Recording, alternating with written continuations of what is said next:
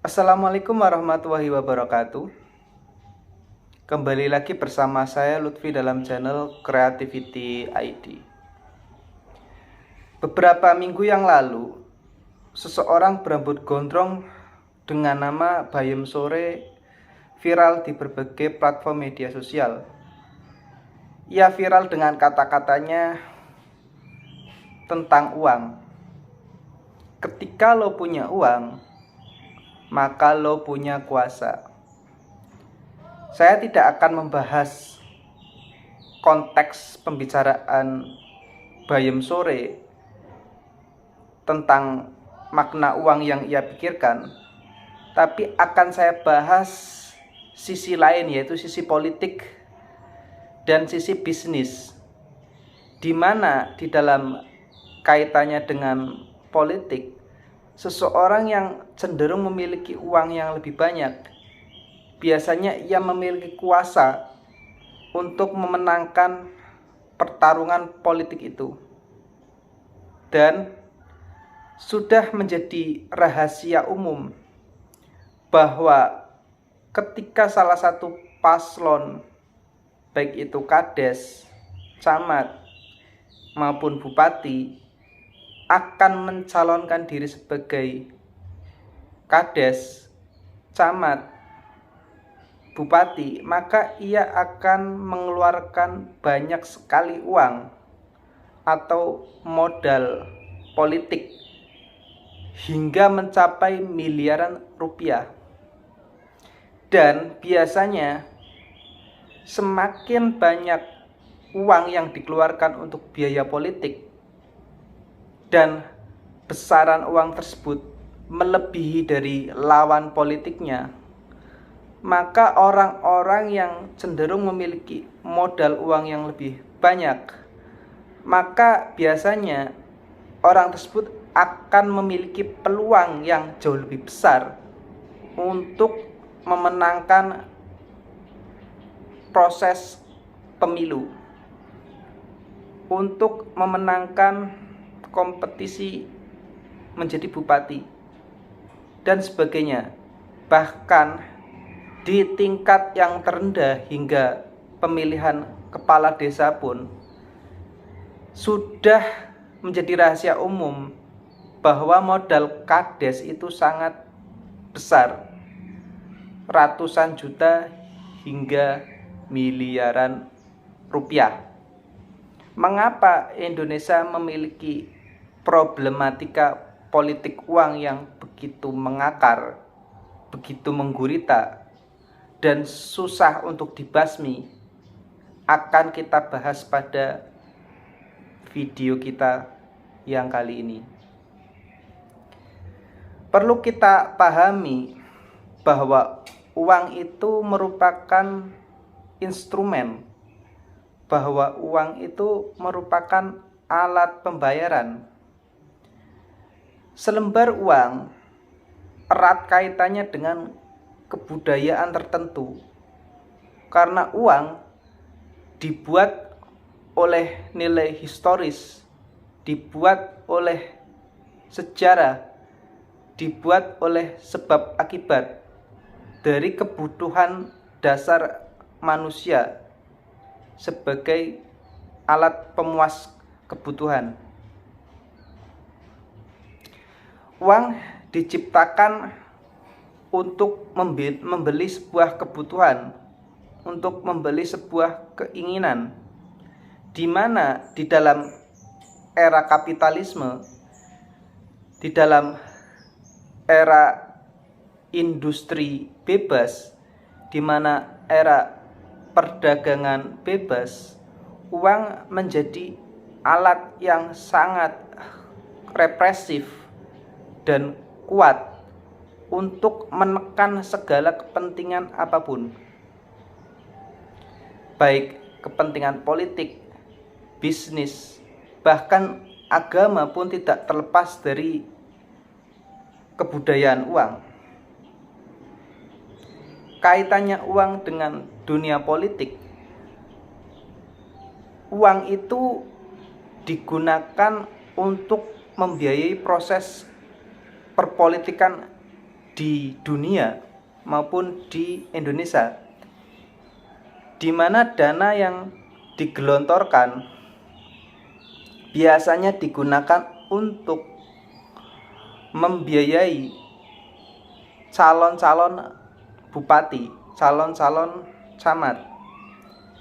Biaya itu digunakan untuk satu, membeli baliho untuk keperluan kampanye. Yang kedua, digunakan untuk membayar media massa, baik koran, baik media massa digital, radio, televisi. Biaya iklan digunakan untuk meningkatkan semacam awareness, meningkatkan semacam persona dari calon anggota partai maupun independen yang akan maju sebagai calon bupati maupun camat. Dan sekarang potensi atau tidaknya tokoh yang diprediksi bakal menjadi gubernur, bupati, seringkali dinilai dengan elektabilitas. Semakin tinggi skor elektabilitas, atau saya definisikan sebagai kepopuleran, maka partai politik biasanya akan mencalonkan orang tersebut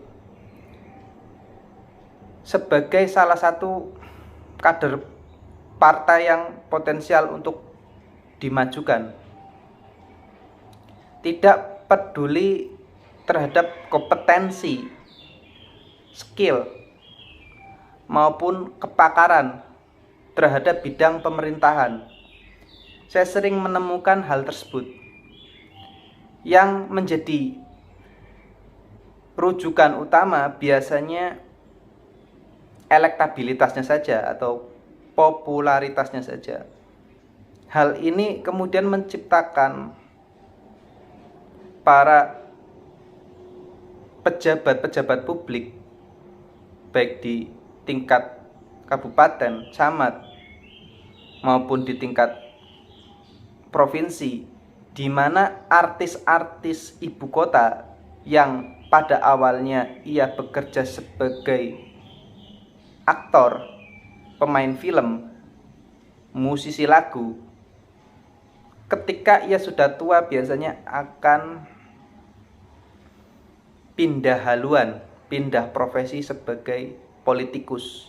Dan sudah banyak saya kira artis-artis yang kemudian menjadi gubernur, kemudian menjadi bupati, kemudian menjadi camat, dan banyak lagi. Karena memang kepopuleran artis yang memiliki fanbase jutaan, ia gunakan sebagai suara terbanyak di pemilu, sehingga artis cenderung menang melawan kader partai biasa yang tidak memiliki basis fans.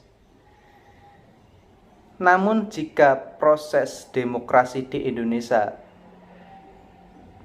dikuasai oleh uang, di mana tidak ada regulasi dari KPU, di mana tidak ada regulasi dari Bawaslu atas politik uang ini, maka dikhawatirkan Indonesia tidak akan memiliki demokrasi yang baik, dikhawatirkan tidak akan menjadi negara maju yang memiliki ekonomi per kapita tinggi, dan cenderung akan terjebak pada negara berpendapatan menengah. Karena di dalam negara-negara industri modern yang kita lihat seperti sekarang ini yang sedang bertumbuh, seperti di Asia Tenggara, negara yang memimpin sebagai negara maju di Asia Tenggara, sebagai negara yang berpendapatan kapital tertinggi di negara, maka kita akan dapati sebuah fakta bahwa Singapura lah menjadi satu-satunya negara dengan kemajuan tersebut. Kalau kita amati sistem rekrutmen pegawai pemerintahan di Singapura, maka akan kita dapati bahwa di Singapura minim sekali politik uang. Di Singapura bukan lo punya uang, lo punya kuasa, tapi di sana lo punya kompetensi, lo punya kuasa. Atau yang biasa kita sebut sebagai meritokrasi. Meritokrasi merupakan suatu paham, suatu rumusan bahwa ketika lembaga pemerintahan akan merekrut orang-orang yang menjabat di suatu instansi, organisasi maupun lembaga pemerintahan, maka orang yang ditunjuk harus orang-orang yang kompeten di bidangnya, yang memiliki kompetensi, yang memiliki skill, yang memiliki pengalaman di bidang atau lembaga yang ia jalankan. Karena meritokrasi ini memilih orang-orang yang kompeten, maka jarang sekali negara-negara yang menggunakan meritokrasi ini memiliki orang-orang atau pejabat yang bekerja di pemerintahan melalui jalur partai, melalui jalur bagi-bagi kekuasaan politik, bagi-bagi kue. Misalnya karena orang tersebut pernah menjadi tim sukses, maka orang tersebut diangkat menjadi pejabat tertentu sebagai balas budi, sebagai imbal jasa. Itu sangat jarang terjadi di Singapura. Misalnya Kementerian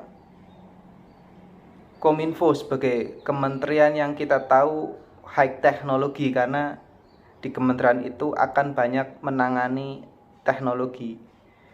Maka di dalam sistem meritokrasi, seseorang yang bekerja di lembaga tersebut tentunya harus berkompeten di bidangnya, minimal para akademisi yang lulusan teknik komputer, sistem informasi, maupun di teknik mesin maupun fakultas komputer lainnya yang memang kompetensinya di bidang teknologi. Nah, itu meritokrasi. Jadi, politik uang harus dibatasi di berbagai sektor apapun jika ingin Indonesia maju. Mulailah membangun sistem meritokrasi karena itu sejalan dengan tren perkembangan di negara-negara maju yang saat ini lebih memilih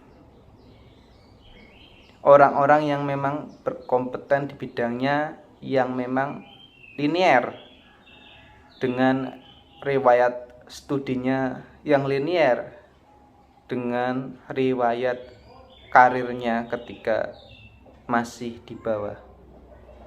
Demikian apa yang bisa saya sampaikan terkait dengan lo punya kuasa, lo punya uang. Betul, memang benar bahwa ketika orang punya uang cenderung memiliki kekuasaan yang jauh lebih besar. Maka saya sarankan untuk membatasi uang itu di kontestasi pemilu. Dalam hal ini mungkin KPU maupun Bawaslu sebagai penyelenggara pemilu, saya memberikan saran di pemilihan presiden misal tahun ini agar uang dibatasi. Jadi masing-masing calon presiden sebisa mungkin anggaran uangnya sama, biaya kampanyenya sama, sehingga tidak ada ketimpangan, sehingga diharapkan kita lihat masyarakat melihat kontestasi ini sebagai adu gagasan, bukan sebagai adu uang. Karena sudah banyak sekali koruptor-koruptor di Indonesia, puluhan jumlahnya, ratusan jumlahnya, yang terpaksa ia korupsi karena sistem, karena ingin balik modal, karena ingin cepat balik modal. Koruptor-koruptor baik di tingkat kabupaten, bupati, gubernur maupun menteri, ia korupsi karena memang biaya politik yang mahal. Alasan-alasan koruptor biasanya seperti itu ketika diwawancari oleh media massa. Maka peran masyarakat di sini ketika ada paslon yang memberikan uang money politik, saya sarankan agar masyarakat tidak menerima amplop pemberian oleh